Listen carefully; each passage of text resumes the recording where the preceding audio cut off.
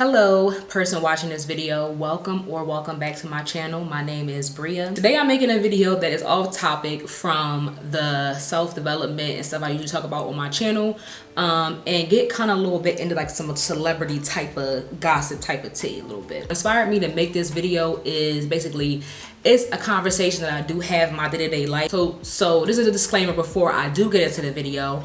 Well, first, like and subscribe. Well, if you like it, then like it, but subscribe for sure because I'm going to have more content. And my face is beat and I look good right now. Don't you want to see like my little cute little chocolate face more often? Of course, why not? But no. So that's first things first. Second disclaimer, music is art.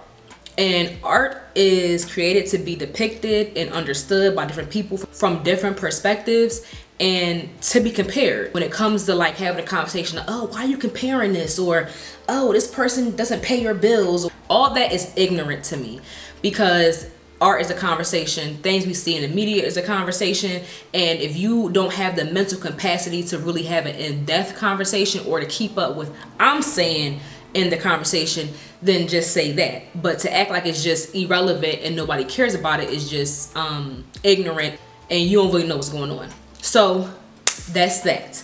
So the topic of today's video is why Cardi B is unlikable. I feel like people who try to defend her don't really understand, or they try to purposely not understand why she is unlikable.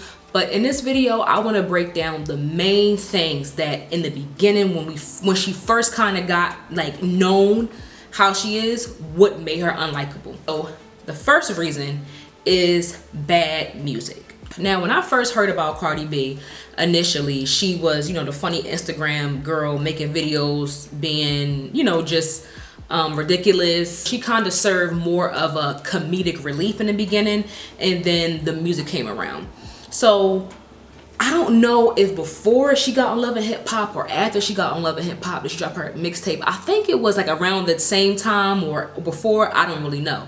But because I did follow her on Instagram and I enjoyed her videos, I thought she was funny and, you know, relatable, the things that everybody thought about her when she first started in 2018, you know, her main good characteristics, I thought that as well. So I gave her music a listen, and I distinctly remember where I was at. I was driving down Market Street, like in West, like around 50th Street. I remember, like, I got a good memory, so yeah. And I remember listening to it and I was just like, you know what?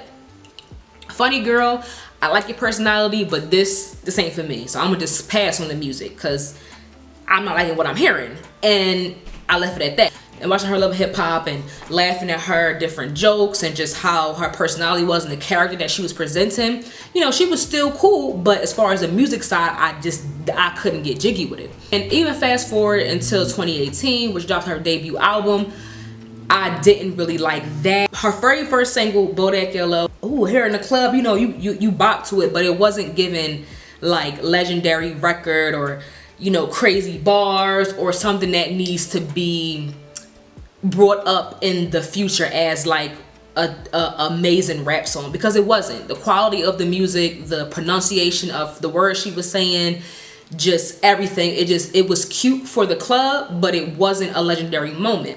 And I felt like in 2018, when people tried to make it seem like it was like pushing us on #1 and just like putting all this like gas in this music, like it was just like some Biggie Smalls or Jay-Z, I felt like that was the first thing that kind of made me like, you jacking this girl? Like, do you really think that you, okay. That was the first step for me. Second is unnecessary aggression. When she was on Love and Hip Hop, she really didn't have that, it was so long ago, I don't remember.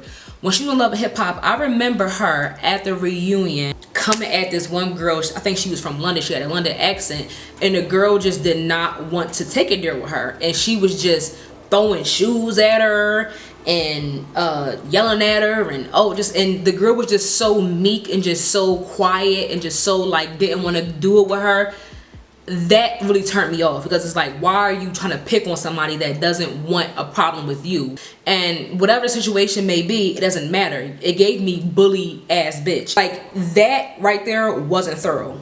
Not thorough at all.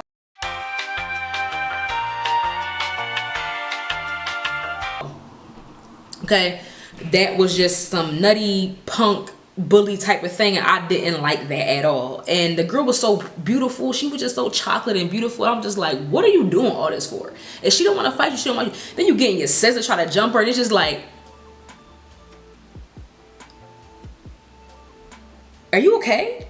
And being fair and knowing how reality TV does work, producers of the show could have very much told her to act extra like that and to be extra like that, but it wasn't called for at all, and that turned me off by her as well.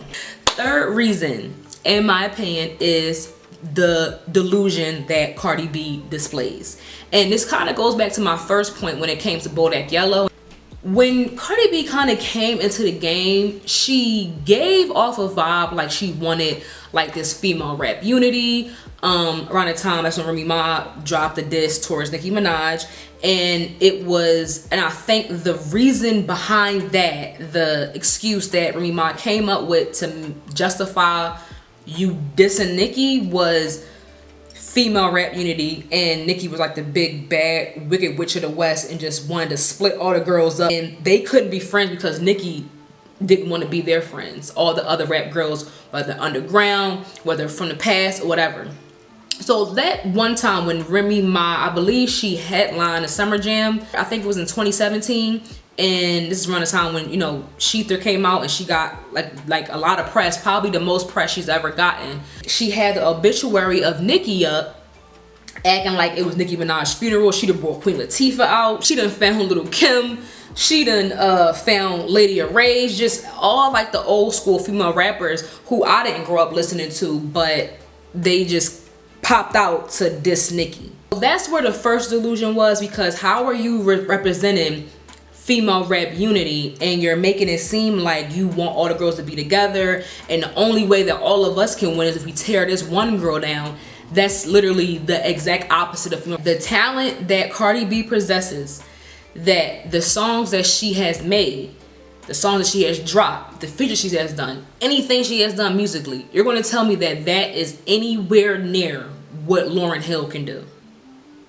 And what Lauryn Hill did on her first album, her first and only album. Are you really about to look me in my eyes and really tell me that? Like, do you think I'm dumb? Do you think we dumb? Maybe, but no. The quality of Lauryn Hill's music versus the quality of Cardi B's music is absolutely night and day. One is completely worse than the other. And to sugarcoat that and to make it seem like they're equal is delusion to me. And to add another layer onto that, the headline was a lie. You said they were reporting that Bodak Yellow was the first female rap song to go #1 since Lauryn Hill, when actually in 2014, Fancy by Iggy Azalea, that actually went #1. Now, whether in the black community we respect Iggy Azalea as a female rapper or not, or take her seriously, is subjective. Me personally, that's not my type of jam. I liked Fancy. I like that one song she had too. Black Widow Baby. I like that song. And she had a song called Pussy. I liked it a little bit too when she first came out. I heard about her. But yeah, Iggy Azalea, regardless of how you feel about her, she is a woman. You know, she had a baby, so I'm pretty sure it's a cooch down there.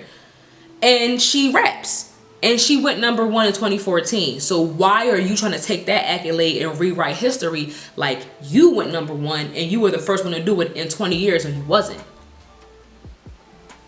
Delusion. You feel me? One thing about me, I do not like my intelligence being insulted. Maybe it's because I'm a Taurus, but I just can't take somebody telling me one thing is something and I know for a fact it's the other. Like, now that I'm like more mature emotionally, I don't really try to combat things like that. Like, if I know what I know, I'm not really going to argue with you about it. I'm just going to tune you out and just not even, like, I'm going to show you what I believe versus telling you what I believe, because I'm not dumb. The fourth reason for me, right? For me, the racist comment. Pretty sure watching this video, if you know who Cardi B is, you heard about the roaches comment and calling people's dead children, dead black children, monkeys and all this stuff like that.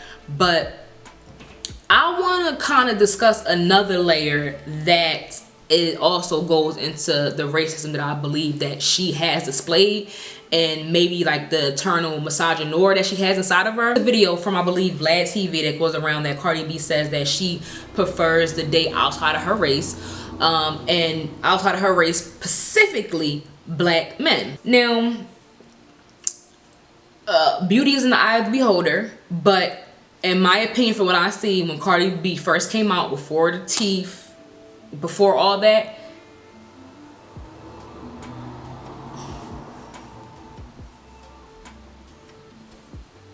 that face card was a